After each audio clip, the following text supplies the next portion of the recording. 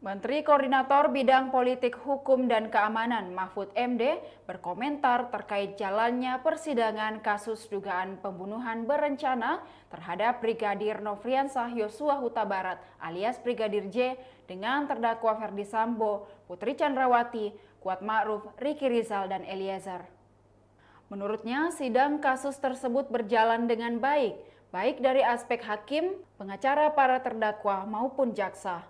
Olehnya itu, Mahfud MD mengatakan tak perlu ada yang dicurigai dari perjalanan kasus ini. Ia juga meminta masyarakat untuk sabar menunggu proses sidang Sambo. Mengingat banyak masyarakat yang mungkin emosi terkait panjangnya proses persidangan tersebut, ia pun meminta masyarakat sabar menunggu proses persidangan berlangsung. Hukum, kata dia, memiliki aturan-aturan dan mekanisme yang harus dijalankan agar putusan pengadilan sah, sehingga tak usah terlihat terburu-buru.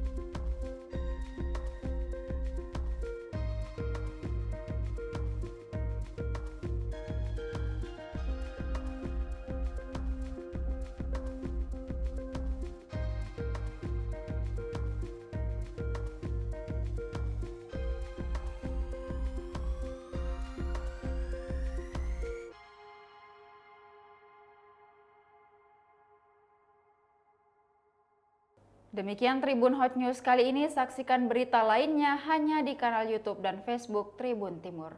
Terima kasih sudah nonton, jangan lupa like, subscribe, dan share ya!